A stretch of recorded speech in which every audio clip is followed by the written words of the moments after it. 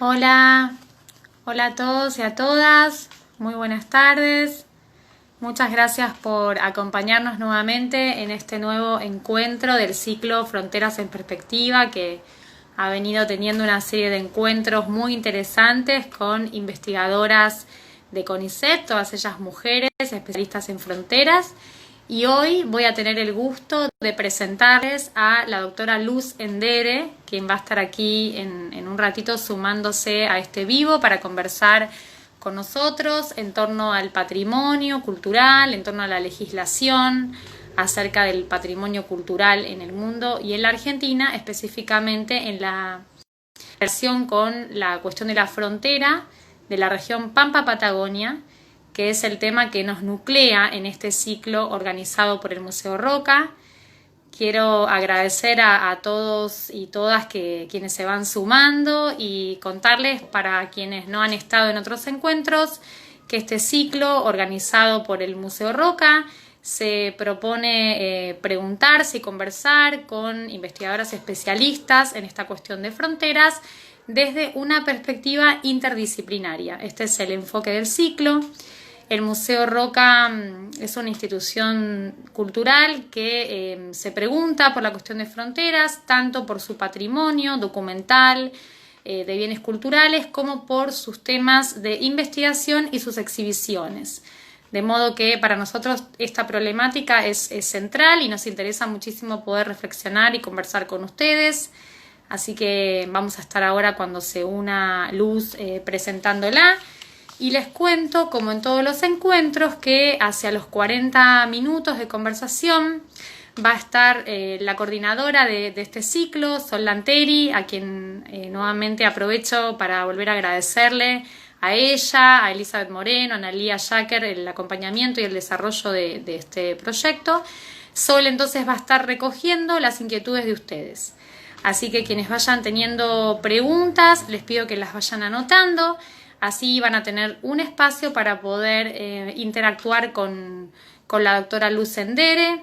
Así que bueno, ahora estoy esperando que se sume Luz y ya a la brevedad la voy a presentar y va a poder conversar con ustedes. Bueno, creo que aquí se está sumando Luz. No, por ahora no. Ahí está, ahí la veo a Luz. Hola Luz. ¿Cómo estás? Bueno, espero que te sumes al vivo para poder empezar a conversar y a presentarte. Y bueno, muchas gracias a todos y todas por participar. Ahí está. Parece que...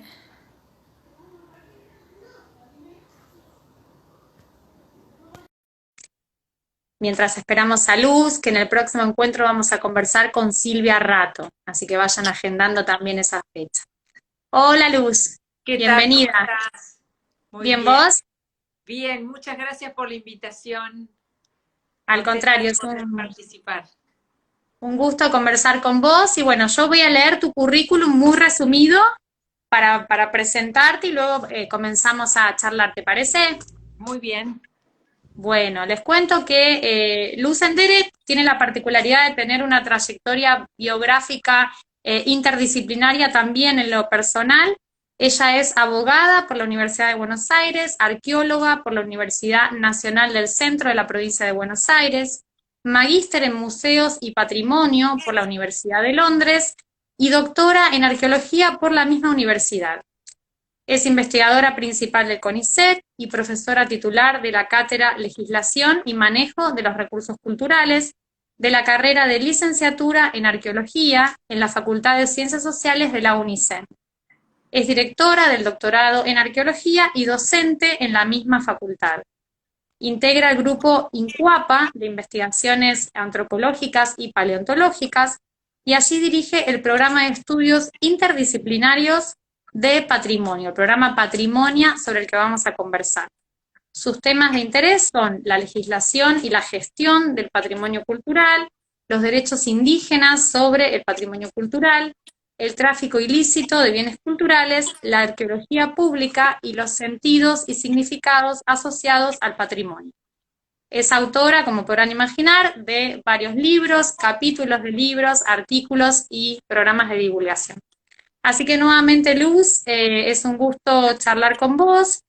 Y si te parece, sería interesante que comencemos conversando sobre tu propia trayectoria académica, cómo se ha dado esta fusión entre el derecho, después la arqueología, si nos contarías un poco sobre eso, sería un muy buen comienzo. Bueno, no fue algo planeado, en realidad se fueron dando las cosas. Yo estudié Derecho, después tenía ahí un tiempo que necesitaba esperar porque no me daban el título. Bueno, volví a mi ciudad natal, que era Olavarría, se abrió la carrera de Arqueología y en ese momento era mi hobby. Pero después le empecé a ver que era lo que me gustaba y empecé a ver que había muchos problemas legales relacionados con la arqueología y con el patrimonio. Y bueno, ahí empecé a definir una línea de trabajo, primero tuve una beca, empecé a hacer mi tesis de licenciatura y después ya cuando hice mi formación de posgrado ya estaba muy direccionado al tema de patrimonio. Y además, como me fui a Inglaterra, tomé la decisión de dejar el ejercicio de la abogacía y dedicarme a la investigación. Y bueno, y acá estoy. Hasta ahora no me he arrepentido. Bien, bueno, pudiste como poner en diálogo muy bien esa profesión inicial y tu segunda profesión principal como arqueóloga. Eso es Así es, interesante. sí, fue algo no planeado, pero un encuentro feliz, digamos. Exactamente. Y en torno a esta cuestión, ¿podrías contarnos un poquito de qué se trata el programa Patrimonio de la UNICEN, cómo trabajan, con qué investigaciones, con qué líneas? Bueno, yo inicié mis investigaciones dentro de un grupo de investigación que ahora es un instituto, que es el Instituto Incuapa, pero siempre dentro de ese gran marco de arqueología y paleontología, trabajando con el patrimonio. A medida que fui formando recursos humanos, se fue armando un grupo y sumando proyectos de investigación, se fue armando un grupo y desde el 2009 tomamos la denominación de patrimonio, que es un programa de estudios interdisciplinarios de patrimonio, porque mi grupo tiene la particularidad de que no son todos arqueólogos, sino que por el contrario, somos un grupo de mujeres y la mayoría de distintas disciplinas. Hablamos de patrimonio porque es, bueno, patrimonio en plural, en latín, ¿no? Esta idea de que no hay un patrimonio, sino mucho, porque es subjetivo y porque es necesario la posibilidad de que se puedan escuchar las distintas voces sobre el patrimonio. Y en este Bien, grupo Patrimonia hay en este momento 6 investigadoras con ICEP, una investigadora de la UNICEN y 3 becarias. Y que vienen del campo de la arqueología, la antropología social, la comunicación social, la historia, y también trabajamos en otros proyectos con geógrafas, arquitectas, y bueno, y de acuerdo al proyecto vamos sumando especialistas. En este momento la conformación es de mujeres, no siempre ha sido así, pero bueno, también en la medida en que podamos, no sé por qué el patrimonio parece ser un tema de mujeres, pero también sumamos algunos varones en algunos proyectos con los que trabajamos, ¿no? bien, bueno, interesante esa asociación que haces entre el patrimonio y las mujeres. Y efectivamente en tus trabajos se advierte muy bien cómo el abordaje para pensar la cuestión del patrimonio debe ser necesariamente interdisciplinario. Así que bueno, muy bien por ese programa. Y un poco yéndonos hacia atrás, ¿no? Me gustaría preguntarte por esta historicidad de la relación entre la idea de colecciones y la idea de patrimonio, ¿no? Donde ya hay una intervención del Estado como esos estados modernos, ¿no? Como agentes de protección, de investigación, de formación de exhibiciones. ¿Podrías contarnos un poco cómo se da ese proceso histórico y cómo se llega a conformar este concepto del patrimonio cultural? Bueno, la formación de las colecciones en los museos, ¿no es cierto? Estás apuntando a eso. Ujú, Mirá, las colecciones de los museos están muy vinculados con la historia nacional, ¿no? Y primero ujú. las colecciones se fueron dando de hecho y después de derecho, digamos. Primero aparecen los coleccionistas haciendo las colecciones. Muchas veces esos coleccionistas privados son los que van a terminar abonando cuando se empiezan a crear los grandes museos nacionales. Pensemos en la colección de Ameguino, en la colección del Perito Moreno, de Ceballos, ¿no? Ese modelo nacional se replica a veces a nivel provincial. Los coleccionistas privados son los que terminan después, cuando hay suerte, las colecciones no se dispersan y llegan a alguna institución pública. Y luego digo de derecho porque nosotros, por ejemplo, juntamente con la creación de los museos nacionales y con la creación de esos inventarios, de esas colecciones, que de ese modo pasan a ser parte del patrimonio, también surgen normativas como la ley de 1913, que es la ley que dice que el patrimonio arqueológico es nacional, es una ley que ya fue derogada, y que se hizo porque lo que se tenía miedo es que, lo dicen en los debates en el Congreso en ese momento, vamos a tener que ir a mirar nuestros fósiles a los museos de Europa. Entonces, para evitar el saqueo y la venta de colecciones, empiezan a salir estas leyes y decir, bueno, señores, esto es un patrimonio nacional y hay que protegerlo.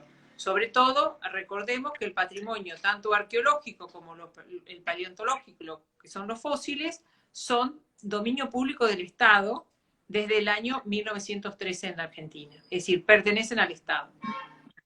Claro, claro, claro, pensando un poco esto que decís, ¿no? De la existencia de una suerte de mercado internacional de intercambios, pensaba desde los museos cómo ese es mucho más el caso tal vez del patrimonio arqueológico y paleontológico, no tanto del histórico, ¿no? Que tiene como una relación más vinculada con las historias nacionales, y un poco ahí apuntaba a mi siguiente pregunta. Porque cuando se da ese pasaje que vos narrás muy bien, ¿no? De las colecciones al patrimonio, evidentemente allí hay procesos selectivos, ¿no? Entonces, vos en uno de tus artículos contás cómo en el caso argentino, las élites hegemónicas, las élites dirigentes privilegian una mirada sobre la historia nacional que deja de lado a las comunidades indígenas, a ese patrimonio cultural, y entonces se forman estos procesos selectivos sobre el patrimonio en esta línea, ¿no? Desde esta mirada sobre la historia nacional. ¿Nos podrás contar un poquito qué pasa con eso y cuáles son las consecuencias? Claro, nosotros en la Argentina hubo una época de situación privilegiada, tanto de la arqueología como la paleontología, que tiene que ver con finales del siglo XIX y comienzo del siglo XX. Fue la etapa que se creó por el Museo de la Plata, ¿no es cierto? En toda esa etapa había una idea de ciencia de corte nacional vinculada con las ciencias naturales y con la actividad de estos naturalistas. Y hubo un momento de quiebre que fue el año 1910, cuando se hace dos grandes congresos muy importantes, pero en uno de ellos, en el Congreso de Americanistas, caen en desprestigio las teorías de Ameguino sobre la antigüedad del hombre en el Plata. Y esto marcó una época de crisis de la arqueología, pero también una época en que se separa la arqueología del proyecto político de la época. Hasta ese momento iban de la mano estos grandes señores de la ciencia, y un poco entre comillas, que estaban muy vinculados con el poder, ¿no? Ceballos era canciller, el Perito Moreno tenía mucha llegada. A partir de ese momento hay un momento de quiebre. La arqueología entra en una gran crisis, y en el proceso de construcción de la historia nacional, que se empieza a dar sobre todo en las décadas siguientes y fuertemente todo lo que es el aparato de gestión del patrimonio se da entre el 30 y el 40, el modelo, la historia nacional, se basa digamos, la historia nacional tiene sus raíces en la tradición hispano-patria, colonial, hispana, y patriótica. Si nosotros vemos en la década del 40, cuando se hace la lista de monumentos nacionales, los monumentos nacionales son todos los sitios coloniales, todos los sitios patrios. Y solamente 6 pucarás del noroeste argentino, que son sitios arqueológicos más monumentales. Y hasta el año 2000 prácticamente no hubo sitios arqueológicos en el repertorio. Eso ahí nos está dando la pauta que nuestra historia oficial hizo un quiebre con el pasado indígena. Claro.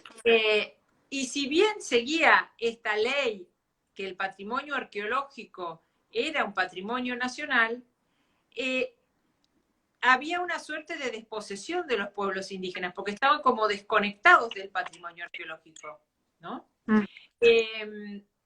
Diferente es la experiencia de otros países, como México, como Perú, donde en la narrativa de la historia nacional se busca las raíces en el pasado indígena, pero no en cualquier pasado, sino en el pasado indígena imperial. En el caso de México, que con la Revolución Mexicana quiebra con la colonia, digamos, ellos, las raíces últimas es el imperio azteca.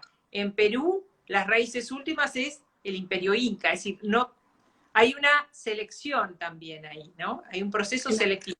Y si vamos a ver las historias nacionales de los países, vemos que se repiten estos procesos selectivos, ¿no? En la construcción de las historias nacionales. Claro, y sin embargo estaba pensando que a partir de la generación del centenario hay un campo intelectual donde se empieza a pensar desde una mirada sensible el pasado indígena, ¿no? Por ejemplo, pienso en Ricardo Rojas o en Joaquín B. González. Sin embargo, es como si no hubiese un diálogo, ¿no? Entre ese campo intelectual y estas miradas sobre la protección y recuperación del patrimonio. Claro, fue muy importante el legado de Ricardo Rojas, muy importante, pero de algún modo eso no fue suficiente para permear.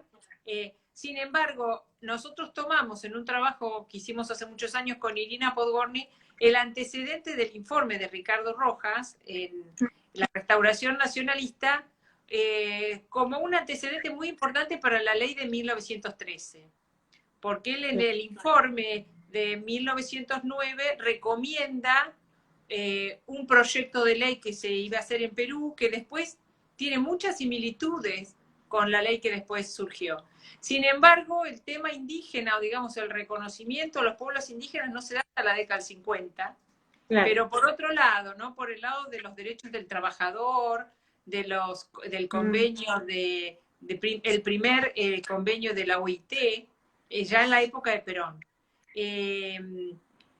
Es un proceso mucho más lento, porque de algún modo se separa el patrimonio arqueológico de las comunidades indígenas contemporáneas, ¿no?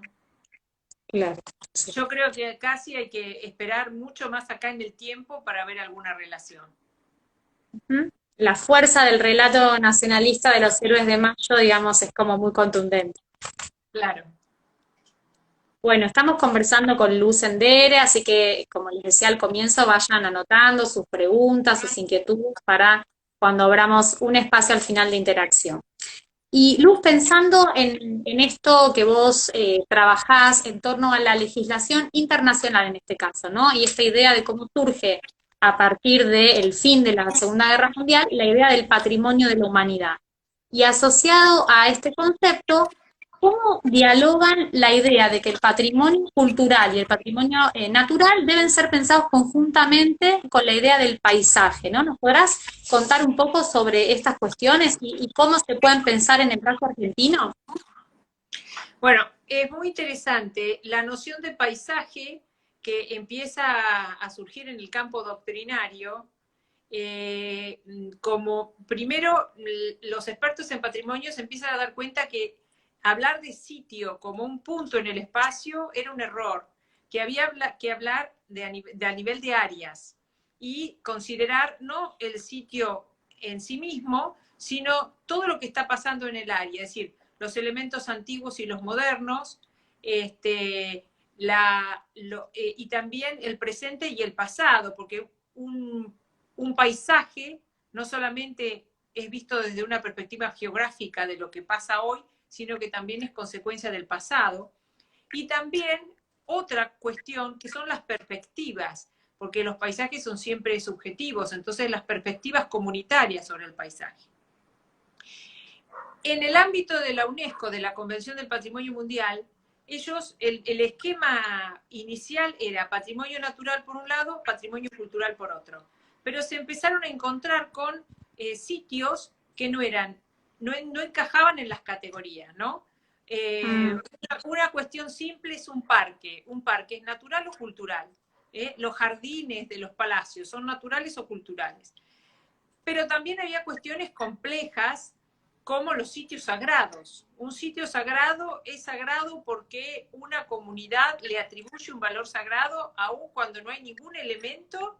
A veces hay una estatua, pero a veces no hay absolutamente nada. Sagrado es el valor que una montaña tiene para una comunidad. Entonces, la UNESCO en el año 1992 incorpora los sitios mixtos y también incorpora la categoría de patrimonio cultural.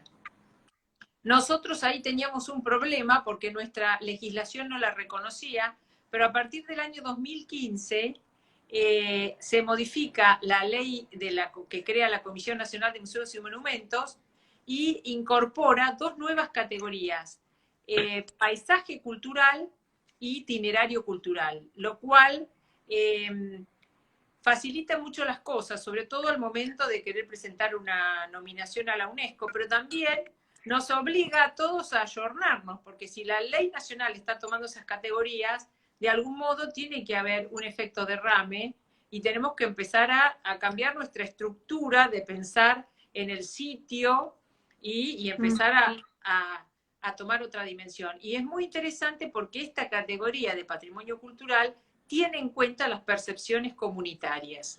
Entonces estamos abriendo la puerta ahí a la participación de las comunidades en la definición de la unidad del sitio, digamos, o del paisaje en sí, pero también en la gestión, digamos.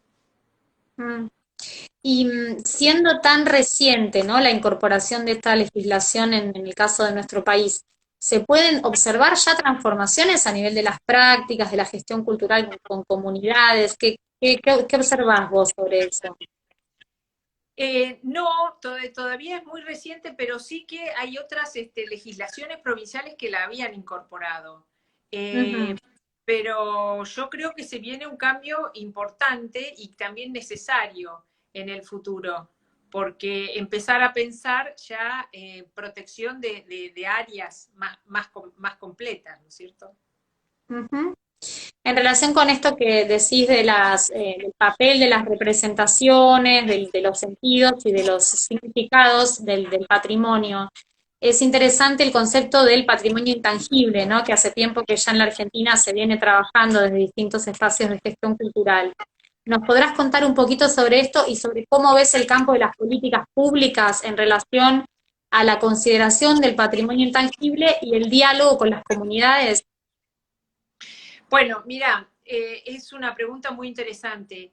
En los últimos años, a partir de la Convención de UNESCO del 2003, se ha puesto en el candelero el patrimonio intangible y la Convención es muy enfática en que ese patrimonio se tiene que gestionar con los portadores de ese patrimonio, que pueden ser comunidades, grupos o individuos.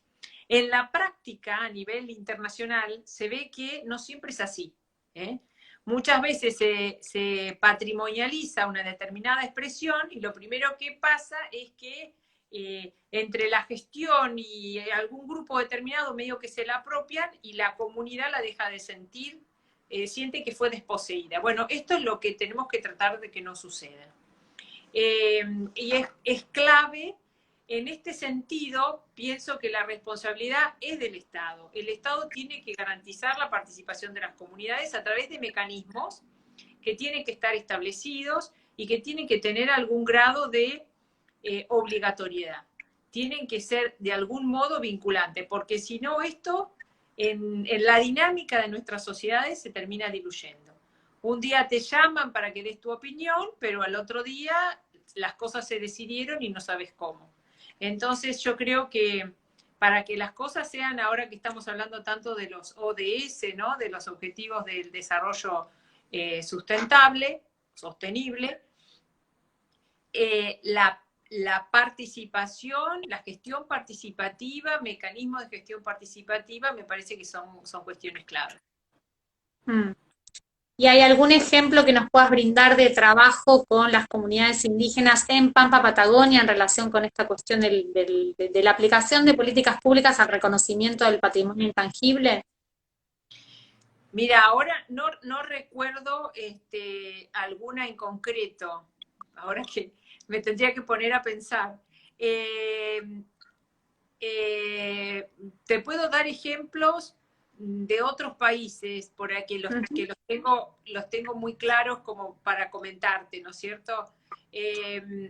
Hay ejemplos antiguos como, por ejemplo, el acuerdo de cogestión que se hizo en algún momento entre Parque Nacional Lanín y la comunidad Ñorquinco, que eso fue muy interesante porque era una comunidad que quería acceder, esto estoy hablando del año 2000, quería acceder a un rehue que estaba en el Parque Nacional, por años le dijeron que no, y en algún momento, cuando estaba Roberto Molinari en la gestión, se firmó un convenio de cogestión, eran unas 200 hectáreas que le permitían a la comunidad acceder para que pudieran hacer rituales y se cogestionaba junto con parques nacionales.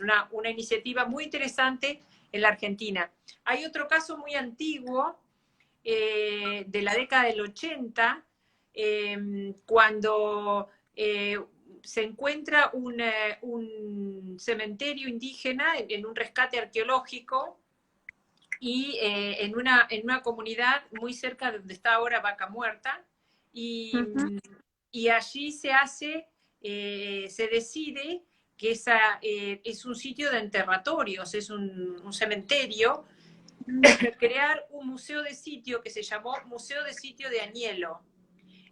Bisset, que era la arqueóloga, lo dejó en manos de la comunidad, porque estaba en tierras comunitarias y la comunidad se encargaba de custodiar ese lugar. Y eso hasta hace unos 10 años era así, no sé en este momento cómo está. Y te quería comentar algunas experiencias internacionales interesantes que hemos estudiado, como por ejemplo, en Agua Blanca, es un sitio en Ecuador, un sitio arqueológico donde vivía una comunidad, que era una comunidad nativa, pero que se había trasladado a esa zona y que hacía una actividad más bien de depredación del bosque seco vendían piezas. Bueno, y se dio en la década del 80 dos cosas casi concomitantes, que unos arqueólogos fueron a trabajar al sitio y tenían una perspectiva participativa, y que toda el área iba a ser declarada un parque nacional, porque era un lugar extraordinario. Entonces, con la ayuda de los arqueólogos, la comunidad se reconvierte, cambia toda su actividad en protectores del patrimonio y logra que la administración ecuatoriana, al crear el parque, les permita seguir viviendo. Crean un museo comunitario, ponen las piezas que habían sacado, las ponen en el museo vincula mucho a ellos con los objetos, tienen los mismos rostros en la cerámica, ¿no es cierto?, que tienen ellos. Y lo interesante es que este proyecto de los 80 continúa al día de hoy. Los arqueólogos se fueron, vinieron otros, y ellos han creado ahí un lugar de turismo comunitario, turismo arqueológico comunitario. Reciben visitantes, tienen una laguna donde uno puede quedarse porque tiene aguas sulfurosas, les permiten cultivar y cuidan el lugar, no hacen nada que deteriore la naturaleza y han hecho de ahí un medio de vida. Un caso muy interesante, ¿no? Cuando los entrevistamos hace unos años, el guía nos decía, esto es el buen vivir, pero un buen vivir que nos lo damos nosotros mismos. Es decir, esta es la idea de realmente sustentable, ¿no? Y hay otros casos, como por ejemplo en Perú, hay un museo comunitario en Tucumán, que el museo se ha convertido en una verdadera agencia de desarrollo local, porque toda la comunidad está muy consustanciada y todo el museo gira en torno a dar servicios comunitarios. Hay muchos proyectos educativos, muchos proyectos de extensión y todo el mundo, de manera complementaria, ve que la gente que va a visitar el sitio y el museo, ellos de algún modo, el Amotito te hace de guía de turismo y te quiere explicar los sitios de la zona. Es todo el mundo muy consustanciado y se ha hecho un trabajo comunitario muy fuerte. Entonces, realmente, un caso, cuando vos hablas con la gente y tenés ese feedback, te das cuenta que la presencia comunitaria es muy fuerte. Bien. Bueno, evidentemente la clave para que estos proyectos sean realmente interesantes y que tengan durabilidad en el tiempo es esto que vos decías de la participación, ¿no? Porque aún si el patrimonio es valorado, pero las políticas públicas son impuestas, no tiene sentido, ¿no? Realmente la idea es poder dialogar con las propias comunidades. Claro, que participen y que se lo apropien. Exacto. Que lo sientan propio, que se sientan protagonistas. Eso es un proceso largo, pero es fundamental, porque es la única manera de que si no, el cambio de gobierno se lleva al proyecto, ¿viste cómo es esto?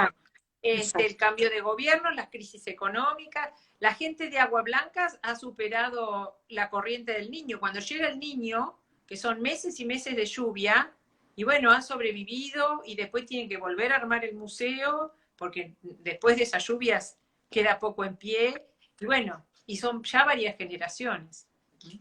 Bueno, muy interesantes los ejemplos que nos has contado y me quedo con esta idea de la necesidad de continuidad en las políticas públicas. Eso me parece un aspecto clave.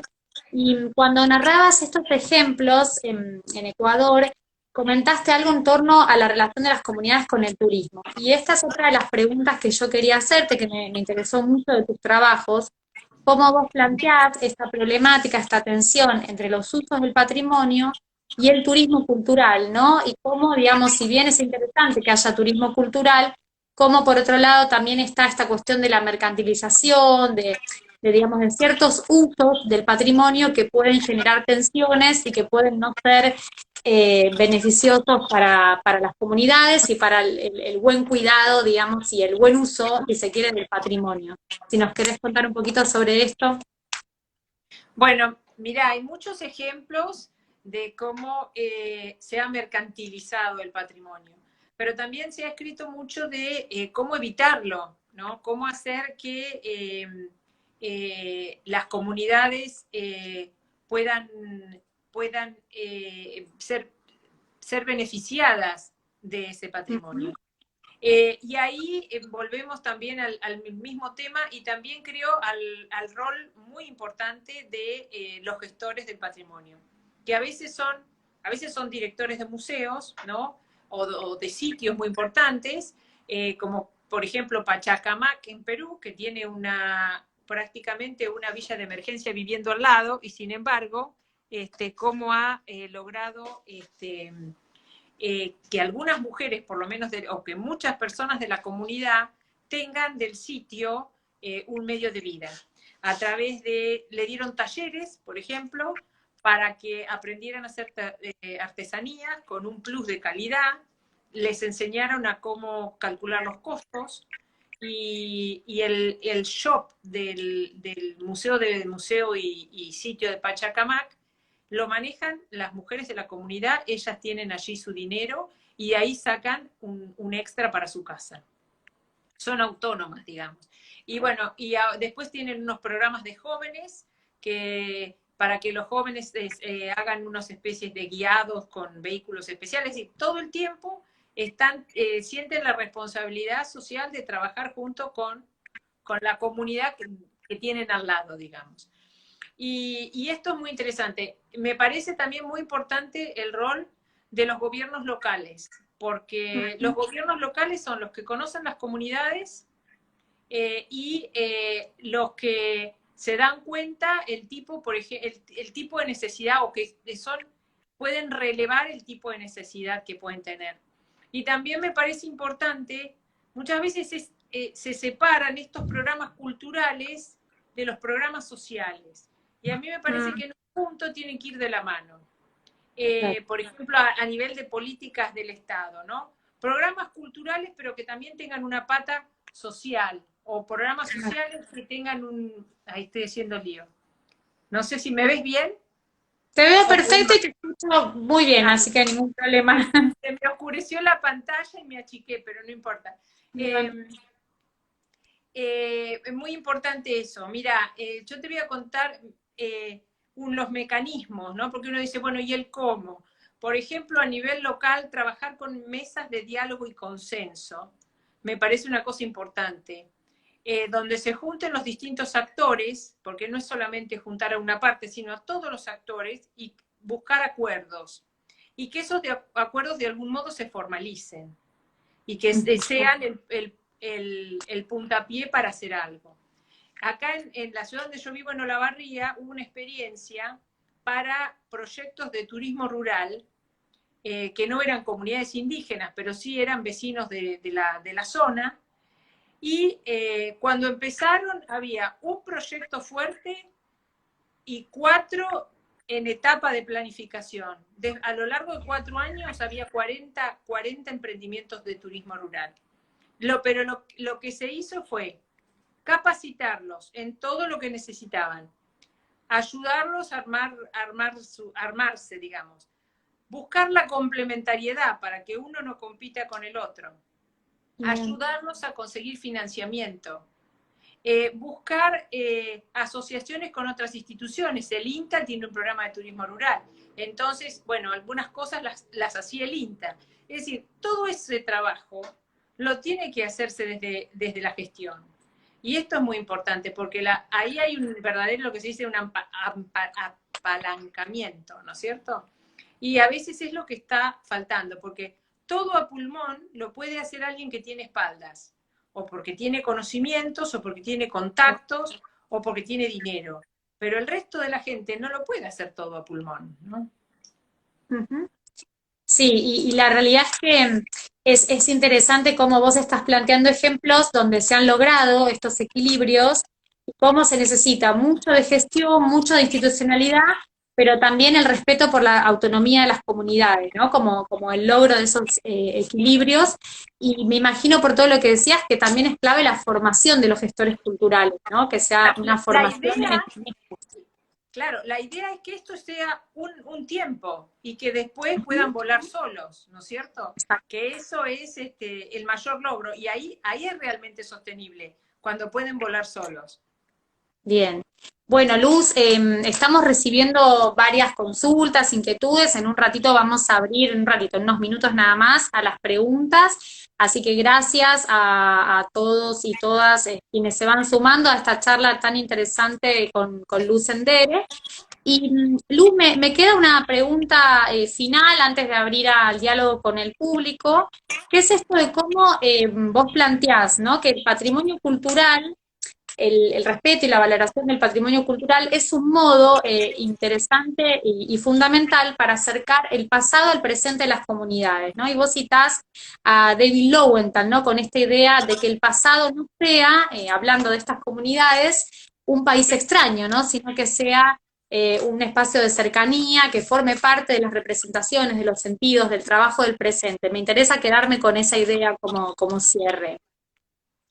Sí, es una idea muy interesante, muy interesante. El pasado es un país extraño, un país extranjero, y esto a veces los arqueólogos nos parece que todo el mundo valora el pasado como lo valoramos nosotros, o que todo el mundo lo conoce como lo conocemos nosotros, y realmente hay que hacer todo un trabajo de comunicación muy importante. Pero cuando estamos hablando de comunidades indígenas, tenemos que también poner en la balanza que ellos también son portadores de conocimientos que son tan importantes como los nuestros, y que ahí por ahí hay que dejar espacio a que ellos se expresen y también a coproducir conocimiento, que eso es una cosa muy, muy interesante de explorar, ¿no?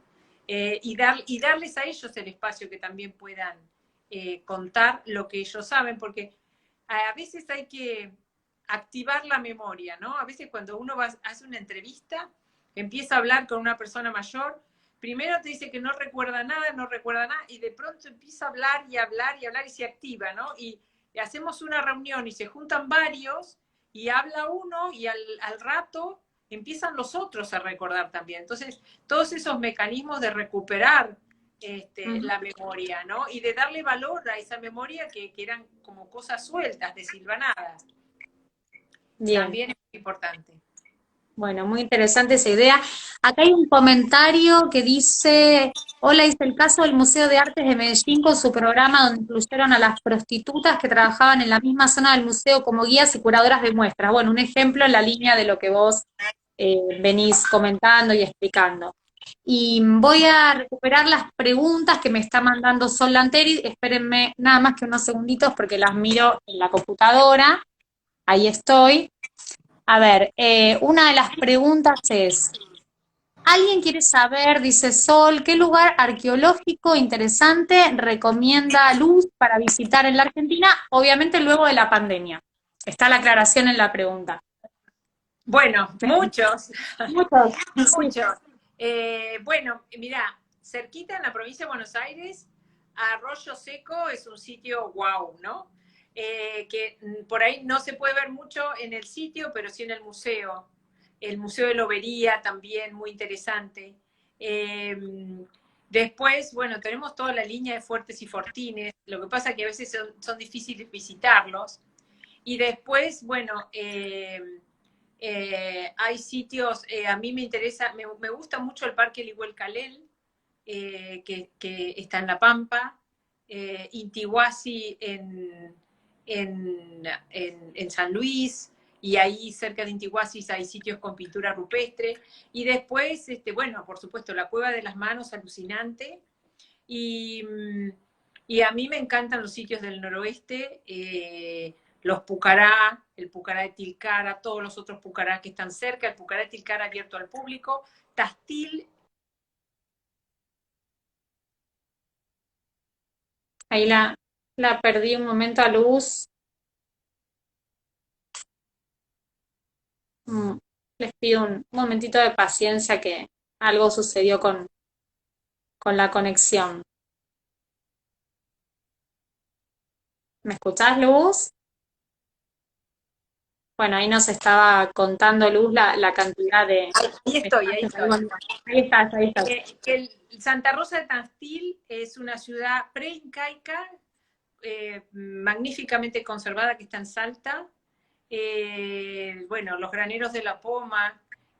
Hay muchos sitios, me estoy olvidando seguro de muchos, pero bueno, las ruinas de Quilmes que se pueden visitar también, que es un sitio muy interesante. No sé si está abierto al público, pero Tolombón es otro sitio muy importante. Es decir, hay muchos sitios y seguramente me estoy olvidando un montón más. Eh, Bueno, creo que queda claro que es un país con una inmensa riqueza arqueológica y cultural y ojalá que pronto sí. podamos volver a El viajar, que pase la Xincal, pandemia. el Xincal en Salta, Cerros Colorados en Córdoba, que también están abiertos al público, Santa Fe la Vieja en Santa Fe, digamos, Callastá. Bueno, hay bastante para ver. Amplio, amplio abanico.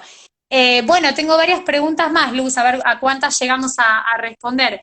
La siguiente pregunta dice, en función de la importancia de las comunidades locales. Ah, no, esta es la pregunta de Medellín, que en realidad es un comentario que ya lo hice. Otra pregunta dice, en uno de tus estudios abordás el tema de los fuertes y fortines construidos en la provincia de Buenos Aires al sur del río Salado durante el periodo 1850-1880, esto que recién mencionabas. Allí distinguís las fortalezas, debilidades y las oportunidades y amenazas que presentan respectivamente para evaluar estrategias de preservación, manejo y presentación al público. Me gustaría, si puede, contar sobre las experiencias y actitudes de los sectores involucrados, por ejemplo, los propietarios privados de los campos donde se encuentran los sitios arqueológicos y cómo ayudan o no en su preservación. Bueno, perdón si fue muy largo. Es una excelente pregunta. Porque nosotros tenemos en la provincia de Buenos Aires sitios importantes, no solamente los fuertes y fortines, sino también los corrales de piedra, que son valiosísimos, pero no logramos siempre que los dueños del campo lo protejan. Y en aquellos casos en que los dueños del campo deciden protegerlo, el plus es enorme, pero en otros casos es terrible, ¿no? Ni hablar de, nosotros tenemos restos de una misión jesuítica en la provincia de Buenos Aires, en el partido Castelli, y que la dueña del campo se rehúsa a protegerlo. Es más, ha hecho de todo para destruirlo. Y lamentablemente ahí tampoco ha habido una respuesta acorde de las autoridades, haciendo una llamada de atención o aún iniciando acciones legales.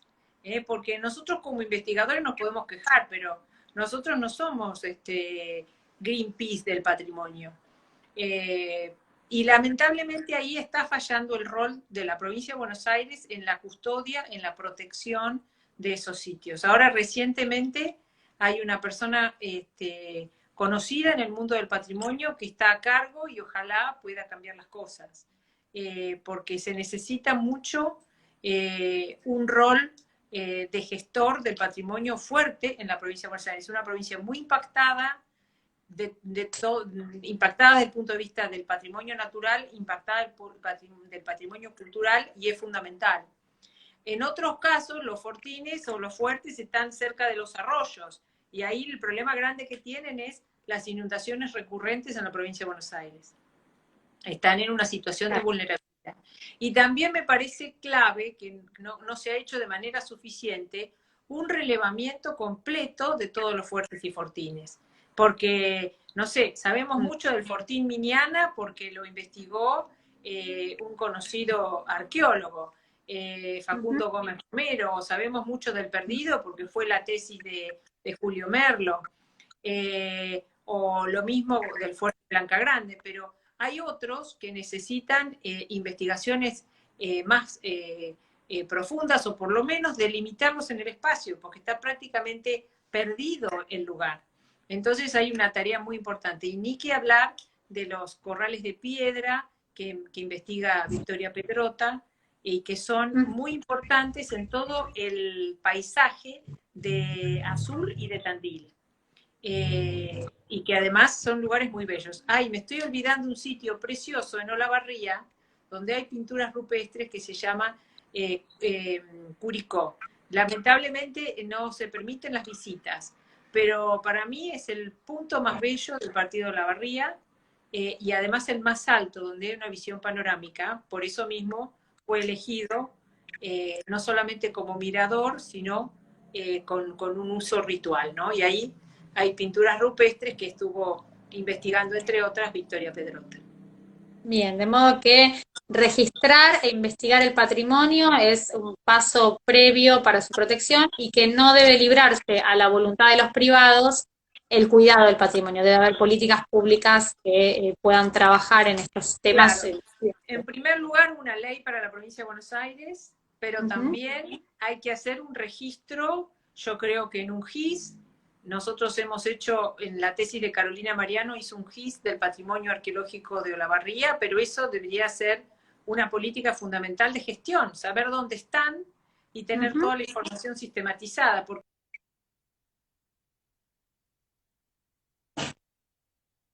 Ahí se me perdió un poquito luz. Esperemos que vuelva la conexión. Bueno, y hay muchas más preguntas. No sé si vamos a poder llegar a plantear todas las preguntas de ustedes, pero aquellas personas que tengan inquietudes o consultas, o que nos las envíen a nuestro mail, a info@museoroca.gov.ar, y se las vamos a estar compartiendo a Luz, quien seguramente les va a responder en los próximos días. Y acá voy a sumar a Luz nuevamente al vivo para estos últimos 10 minutitos, porque se nos fue de la conexión. Acá, bueno, acá estás nuevamente.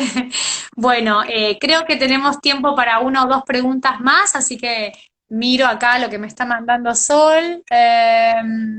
Acá dice una persona, espérenme que lo leo bien. ¿Hay ejemplos de trabajo conjunto entre especialistas de patrimonio de varios países de América Latina para recuperar sitios importantes de nuestro pasado latinoamericano? Bueno, mira, se ha hecho un trabajo importante en el marco del Capacnián, que fue la última nominación que nosotros, o la última inclusión que tenemos en la lista del Patrimonio Mundial. Es una declaratoria de un itinerario cultural que abarca 6 o 7 países: Colombia, Ecuador, Perú, Bolivia, Chile y Argentina. Y dentro de todo ese itinerario, no solamente son tramos del camino incaico, porque el Capacnián es camino principal andino, que son caminos preincaicos, que después fueron empedrados por los incas, digamos. No solamente son los tramos de caminos, sino son sitios asociados. Y en nuestro caso están involucrados sitios en Jujuy, Salta, Catamarca, La Rioja, Tucumán, San Juan y Mendoza. Entonces, eso significó que tuvieran que trabajar especialistas de todos esos países y relevando el patrimonio cultural, patrimonio natural, porque tiene conexión también con las reservas de la biosfera, y el patrimonio intangible. Entonces, fue una experiencia inédita y también eso se hizo en un GIS, con lo cual se recuperó muchísima información en ese proceso. Y todo ese plus yo creo que ha sido importante y también se crean modelos de gestión a través de comisiones de sitios con las comunidades. Por supuesto que a veces las situaciones no son las ideales, muchas veces. Tenemos que lidiar con nuestras autoridades, que no siempre les gusta la participación, pero bueno, es un camino nuevo, interesante, y además, bueno, la tónica internacional viene por todos lados de darle más, hacer oír las voces de las comunidades, porque se ha comprobado que cuando no son tenidas en cuenta empiezan a haber problemas serios, como ha habido con la quebrada de Humahuaca, ¿no? Bien, y es muy interesante esto de que existan proyectos internacionales, porque en rigor pensar el patrimonio en función de los recortes de los estados nacionales, ¿no? De los territorios de los estados nacionales, ya es como una entrada compleja al patrimonio que efectivamente debe ser pensado con otro criterio, ¿no? Entonces, esas fronteras nacionales ya de por sí representan una problemática. Bueno, Luz, muchas gracias por todo. A ver si queda tiempo para alguna pregunta más. Hay poquitos minutos.